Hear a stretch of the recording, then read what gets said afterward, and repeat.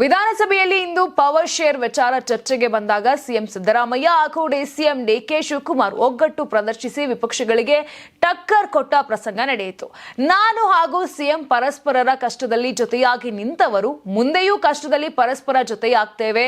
ಸಿದ್ದರಾಮಯ್ಯ ನನ್ನ ಪರ ಇದ್ದಾರೆ, ನಾವಿಬ್ರು ಹೀಗೆ ಜೊತೆಯಾಗಿ ಇರ್ತೀವಿ. ಏನೇ ತೀರ್ಮಾನ ಇದ್ರೂ ಪಕ್ಷ ಮಾಡುತ್ತೆ. 2028ಕ್ಕೆ ಏನಾಗುತ್ತೆ ಅಂತ ನೋಡೋಣ ಅಂತ ಡಿಕೆಶಿ ಹೇಳಿದ್ರು.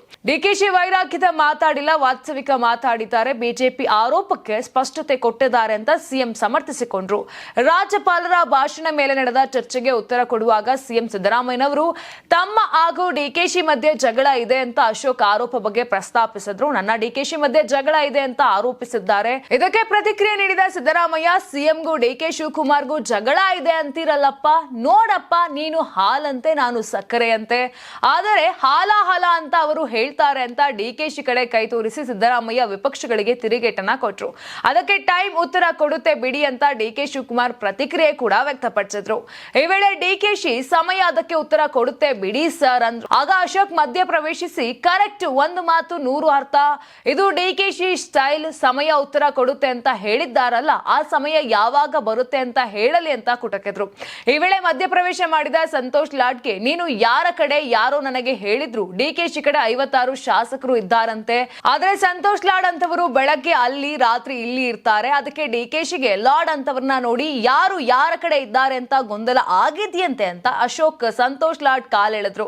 ಅಶೋಕ್ ಮಾತಿಗೆ ಸೆಳೆದ ಲಾಡ್, ನಿಮ್ಮ ಮೇಲೆ ನಮಗೆ ಗೌರವ ಇದೆ, ಆತರ ಮಾತಾಡಬೇಡಿ ಅಂತ ಲಾಡ್ ಸಿಡಿಮಿಡಿ ಆದ್ರು. ಇನ್ನು ಅಶೋಕ್ ಆರೋಪ ಬಗ್ಗೆ ಡಿಕೆಶಿ ಎದ್ದು ಸ್ಪಷ್ಟನೆ ಕೊಟ್ರು. ನಾನು ಸ್ಟೂಡೆಂಟ್ ಪಾಲಿಟಿಕ್ಸ್ ನಿಂದ ಬಂದವನು, ನಾನು ಏಟು ತಿಂದಿದ್ದೀನಿ, ನೋವುಂಡಿದ್ದೀನಿ, ಬೆಳೆದಿದ್ದೀನಿ. ಅಶೋಕ್ ನಮಗಿಂತ ಹಿರಿಯರಾಗಿದ್ರು, ಅವರಿಗಿಂತ ಕಿರಿಯರು ಏನೇನೋ ಆಗೋಗಿದ್ದಾರೆ. ನನ್ನ ಸ್ಟ್ರೆಂತ್ 136 ಶಾಸಕರು, ಸಿದ್ದರಾಮಯ್ಯ ಸೇರಿ. ಸಿದ್ದರಾಮಯ್ಯ ನನಗೆ ಸಂಕಷ್ಟ ಬಂದಾಗ ಜೊತೆ ನಿಂತಿದ್ದಾರೆ, ನಾನು ಅವರ ಸಂಕಷ್ಟದಲ್ಲಿ ನಿಂತಿದ್ದೀನಿ. ನಾವಿಬ್ರು ಹೀಗೆ ಜೋಡಿಯಾಗಿ ಇರ್ತೀವಿ. ಹೈಕಮಾಂಡ್ ತೀರ್ಮಾನ ತಗೊಳ್ಳುವಾಗ ತಗೊಳುತ್ತೆ, ಅದು ಬೇರೆ ಅಂತ ಡಿಕೆಶಿ ಹೇಳಿದ್ರು. ಯಾರಾಗ್ತಾರೆ ಎಂಎಲ್ಎ ಅಭ್ಯರ್ಥಿ 2028 ಶೀಘ್ರದಲ್ಲೇ. ಪ್ರತಿದಿನ ಒಂದೊಂದು ಕ್ಷೇತ್ರದ ಟಿಕೆಟ್ ಆಕಾಂಕ್ಷಿಗಳ ಸಂಪೂರ್ಣ ಮಾಹಿತಿ ಪೊಲಿಟಿಕಲ್ ಜರ್ನಲಿಸ್ಟ್ ಕೆಎಂ ಶಿವಕುಮಾರ್ ಅವರಿಂದ.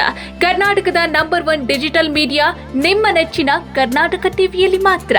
ನೀವು ಸಣ್ಣ ಆಗ್ಬೇಕಲ್ವಾ, ಅದು ಒಂದು ಉತ್ತಮ ಆಹಾರದಿಂದ ಸಣ್ಣ ಆಗ್ಬೇಕಲ್ವಾ. ಪ್ರತಿದಿನ ನಮ್ಮ ಜೀನಿ ಸ್ಲಿಮ್ ನ ಯೂಸ್ ಮಾಡಿ ಯಾವುದೇ ಸೈಡ್ ಎಫೆಕ್ಟ್ ಇಲ್ದಂಗೆ ನೀವು ಸಣ್ಣ ಆಗ್ತೀರಾ.